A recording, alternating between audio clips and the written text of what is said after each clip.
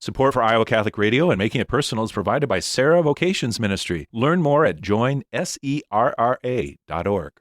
Making It Personal with Bishop William Joensen on Iowa Catholic Radio and iowacatholicradio.com. Welcome to Making It Personal with Bishop Joensen. I'm Jean Till, and on today's show, our guest is Bishop James Massa, rector and president of St. Joseph Seminary in Dunwoody, New York. We have three guys there. We do. Three from the Diocese of Des Moines. So we're a Midwest incursion there, but they've been well received, and we'll talk with Bishop Massa about that. Looking forward to that. But wow, these days, it's February. I don't like it. February in the Midwest, so we don't, but the snowfall cover, I think, is actually welcome. Not only that we got a snow day, most of us, but got to do that. So many things going on. Obviously, love was in the air yesterday as Valentine's Day, our cultural one, but obviously the love of Christ, too. Yep. And so hopefully people could be close to those that they love, to keep warm and snuggle up and remind each other that we're beloved children of God. So I was fortunate to be with the young people at Iowa State University. Two moments I'll be, touching Iowa State here. Thursday night, the Thursday night liturgy at St. Thomas Aquinas Student Center. And for me, that brings back lots of memories as a boy serving Mass and the fervor of that. And so now I have a nephew and niece who are at Iowa State. And so that's a tough crowd to be with, that family. But the standard is very receptive. And Father Ross Parker and I were also meeting with a couple of men who are on the verge of entering seminary. So the Spirit's working, and hopefully they'll be willing to take that bold step forward and to trust. So are they saying yes? Yeah, we want to know. Inquiring minds. We'll get back to you on that. Okay, fine. No.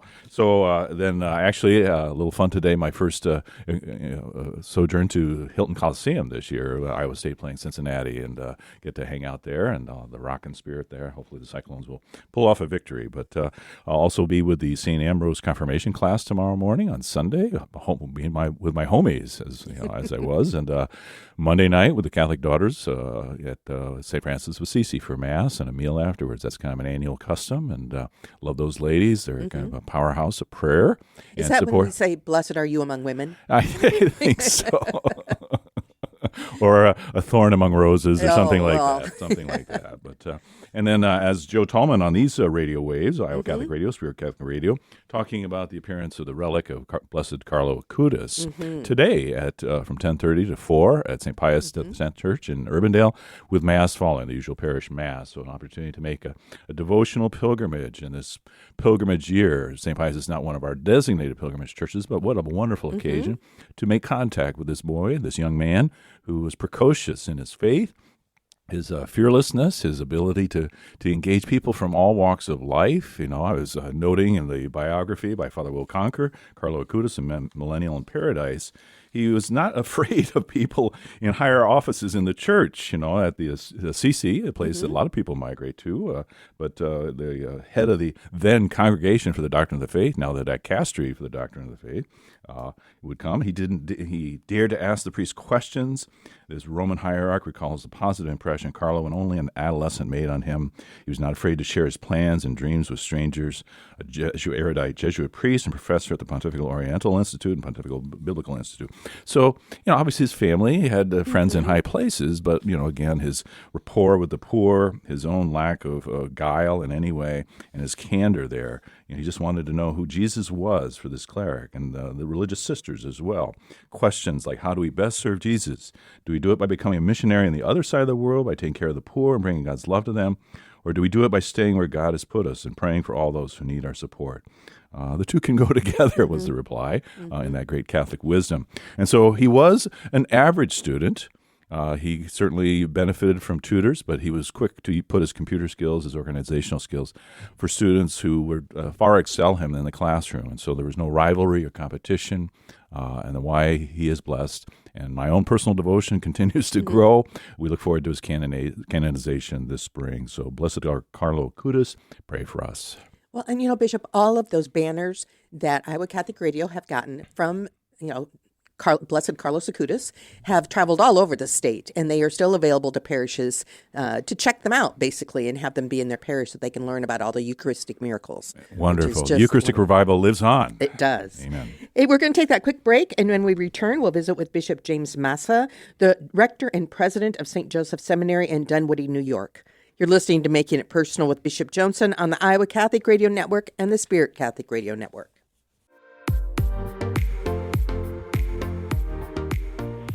Welcome back to Making It Personal with Bishop Joensen. And on today's show, we're visiting with Bishop James Massa, rector and president of St. Joseph Seminary in Dunwoody, New York. Thanks for making time for us amidst your many duties, Bishop Massa. It's kind of like reconnecting with someone that more than an acquaintance as we've come to know each other through bishops' meetings and the overlap of some of the involvements that we have, too. So I don't know what it is in the Bronx or Yonkers today, but it's a -2 here in central Iowa. So, but you're a man who's familiar with the Midwest as part of your life path, aren't you? Yes, I spent some years in Wichita, Kansas, back in the 1990s, taught at Newman University there, and very happy memories. Yeah, and we continue to pray for the community of Wichita in light of the plane crash that was suffered with American Airlines at Washington Reagan National Airport. So, and you were teaching theology at that point? I was. They had just developed a Catholic Studies program, and so I was teaching in that program and also doing pastoral work in the area. So it was a very wonderful, enriching time. Wow. So you were obviously a priest by then. When, you are a priest of the Diocese of Brooklyn, New York, and obviously Correct. At the service of the greater province there, as your role now as rector. Was your tug on your heart to become an academic or a priest, or how did those come together? Yeah, for a while I was discerning with the Jesuits. Okay. Yeah, I gotten to know them in the New York area. I attended Boston College as an undergrad, and there were still quite a few Jesuits on the faculty at that time. And Father Bill Leahy, president, the proud son of Imogene, Iowa. So we always have to shout out there. Yeah. The president of Boston College. Yeah, it was. I was just before the Flutie phenomenon, Doug Flutie. So that's how I think I was able to get in. But it became a good bit more competitive after that in terms of admissions. But went to BC and then met some other Jesuits along the way. So I was really considering the Society of Jesus. But I then began to look. I did a little bit of graduate school work, and then I began to look locally for parish, to do parish ministry as a diocesan priest. Mm-hmm. So ended up in Brooklyn, and it was wonderful. I spent many of my years outside of the diocese, actually in seminary work, and then also working for the USCCB in the area of Christian unity, ecumenical affairs. So, wonderful. That's such important work. Just a little bit touching back, maybe even a little bit further. Your family, the faith, and priesthood, was that something foreign to them, or was that something that, this kind of organically emerged? Yeah, no, I think I grew up in a pretty traditional Catholic family, Irish mother and Italian father. You didn't stand a chance. Silence rarely in your household then, right? Right. I think they called it a mixed marriage back then. But they were always devout, and so a good, healthy spiritual influence on my life. And I was attracted to the classroom and education, so that was part of the discernment between religious life or marriage and family, or between religious life and diocesan priesthood. Knowing as a diocesan priest, it would be unlikely that I would be assigned to an educational setting. But as it happened, I spent most of my years in the priesthood in seminary work. So, it's always a mark of great trust. I'm not trying to, pat myself either, but obviously a bishop who assigns a priest to work with men in formation is exhibiting a lot of trust. That is, not only does he have the academic prowess, but is he going to be a role model and a spiritual father that other men can kind of gain their bearings and find a point of reference. So the great trust that your bishop had in you to do that. Were you're always in the classroom, or other hats too among the seminary? Yeah, I did some work in administration and combining two seminary programs. The one out in Long Island was the Seminary of the Immaculate Conception in Huntington, Long Island, and I was on that faculty. And then under the leadership of the local bishops, including Cardinal Dolan here in New York. I was appointed to the role of coordinating the merger of the two programs. So it was a good bit of good exposure to the kind of administration that has to do directly not only with the intellectual formation of the men, their theological studies, but also with the program of priestly formation. How can we produce the best program now that we are a united seminary for the downstate New York region? And so that was took up a couple of years of my life, and it was very gratifying. Were you a bishop at that time already, or no? No, I was a priest, and I did that work for a couple of years, and then was called back to be in the chancery of the Diocese of Brooklyn, and I did work in diocesan administration, and in particular with education, is that right? The diocesan. I was vicar for education. Also, all the pastoral ministries came under my office, and so evangelization and catechesis of youth and young adults, OCIA as we now call it, RCIA, and the various marriage prep programs, all of that. But then I received a call. The whole gamut. In your spare time. Yeah. Yeah. It was. But we had wonderful staff, lay staff, and to head the individual offices. I was, I had oversight of all of those offices, but they working together with really competent, dedicated lay leadership was just a joy. Now, as a Midwesterner, and again, my dad growing up in the Bronx and an aunt in Jersey, but kind of this impression, and with the clergy perhaps also, that they're not going to be shy about telling you what they think, and that kind of brashness at times, and the big city atmosphere, right? Their attitude, yeah. Bishop, you have that prejudice against New Yorkers. No, it's endearing once you roll with it. Yeah. Once you realize what you're getting into. Yeah, no, it's true. We, your three men here are just, we appreciate so much their wholesomeness and their, they're able to, traverse the land here, which is it can sometimes be a little abrasive, and they bring a gentlemanly quality to our house of formation. Have they had to maybe deflate a few stereotypes in their own right? That they don't have corn falling out of their pockets, or chewing on a blade of grass or something like that. Well, one does. Is that right? Well, yeah, maybe, Kyle Rowan and Luke Mohan and Matthew Joel. So, exactly. Very unique men, but all really wonderful men in themselves. So, and again, as I had conversations with you prior to our relationship with St. Joseph, just hearing, all that you're about and looking for a third place, a third option that would give men the access to an urban experience, even though there are rural parts of the Archdiocese of New York, and the many different apostolic ministries, the languages, the diversity that they've encountered. So I think it's been a wonderful fit. And for Matthew and Kyle, they confided that one of the attractions was a freestanding seminary environment where St. Joseph's campus is really kind of all enclosed, right? I mean, it's not walled or anything, but it merges with the town.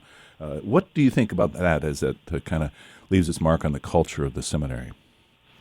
Yeah, no, it is. Many of our seminaries around the country are embedded in colleges, universities, or in some cases they're, also linked in some way to another school. We are freestanding, and as you indicated, we are very diverse ethnically, culturally. Our dean always likes to quote this, that we have 17 languages spoken in the homes of our seminarians. Wow. 17 different languages. Mm-hmm. And and the diversity piece also it comes into play with our pastoral ministry assignments, the field education that the men do. So they're exposed to all of the cultures of New York, in hospital ministry and prison ministry. Some of them were working yesterday in a drug and alcohol rehab center run by the Atonement Friars up in Garrison, New York. And they meet the whole world, in these settings. So it's that is a real wonderful aspect, I think, of our program, that kind of diversity. And then they also work on languages, particularly Spanish, as a regular part of the curriculum. I certainly know our seminary, Luke Mohan, Second Theology, who was involved in a pastoral placement with the Missionaries of Charity, where he was giving reflections to homeless men in Spanish. So it certainly stretched him, but gave him a chance to flex that gift that he's cultivating. So thank you for that, and that provision. I still need to follow up because in meeting them at the installation of Reader, a couple of the missionaries said, "No, when do we get to come to Des Moines?" So I need to let's bring them west here. Let's go, But no, they're amazing. And then, of course, you were mentioning aside that all this diversity, all these languages, but then they united for the common language of NFL football for the Super Bowl. That's right. So whether they're more into soccer or not, good. The liturgical life there, in my experience of it, was reverent, but not rigid or stuffy. Is that a fair characterization? It is.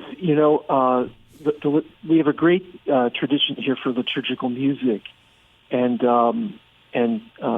Luke, you mentioned again, Luke Mohan is one of the cantors for the house, and he has a wonderful singing voice, as does Matthew Joel. Both come with musical backgrounds, and for many summers we've had a workshop in chant and sacred music, but they're exposed to a good range of contemporary liturgical music as well. It's very important today. We want to share with them the treasures of the past. At the same time, we want them to be open and sensitive to the needs of the present and the different congregations that they will be serving. So, I'd say it's the best time of the day is when we're all gathered together for Mass or for Eucharistic adoration, and that's become common, of course, in many seminaries throughout the country. The importance of that holy hour, that time to be intimate with the Lord in the course of the day. Yes, and I think parishes in the various dioceses of the province of New York and here, we're just seeing again the increase of adoration. Jean and I are always together at 5 p.m. at Cathedral on Mondays, and Jean brings her magisterial voice in the reflections that she reads and everything. But most of the faculty also have parish duties, or how does that work? And is that a part of a creative tension, or and just the challenge of obtaining a faculty to staff a seminary? Yeah. Faculty recruitment is a challenge, I think, in most seminaries around the country, and I would say even abroad. We're blessed to have a very, very good faculty, competent in their disciplines, publishing in their fields. They're also, on the weekends, yes, they do support local parishes. They offer Mass in a number of different places. And I think what they do is they're also able, because of their exposure to parochial life and their service to the parishes, they're able to bring back to the classroom a pastoral perspective, which is really important in all the disciplines of theology.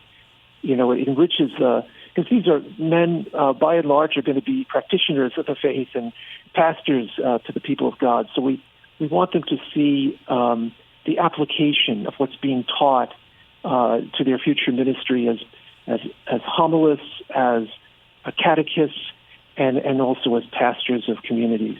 Well, that's music to any bishop's ears, including mine, Bishop Massa. That's exactly what we're looking to form. That they can have the theological agility, but always bring it to bear on the lives of people in a way that is accessible and opens them up to the mystery of Christ. Also, Cardinal Dolan, I believe, gave the opening retreat for the men last fall. Is that right? And this can be the last question before the break, Bishop. Yeah, sure. He did. It was he picked the theme of the virtues.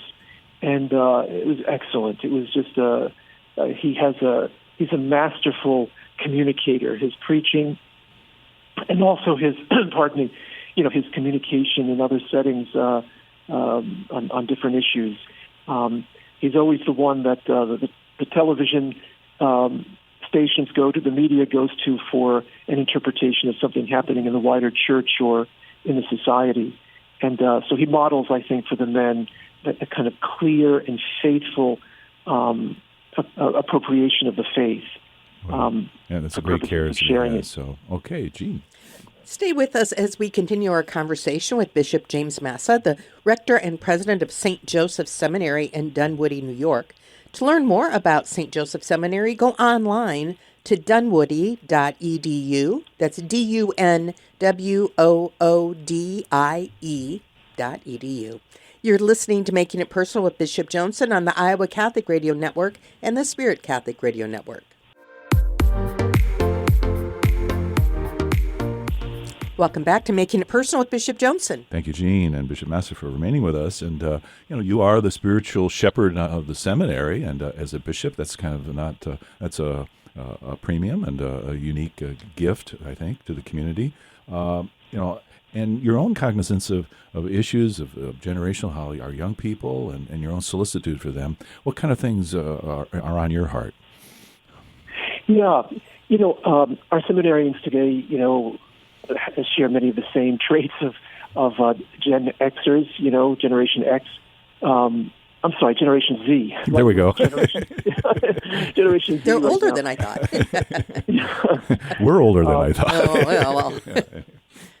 There's, so they, one of the things that we ask of our first year men who are doing what we call the propedeutic year is that they do fast from technology and social media.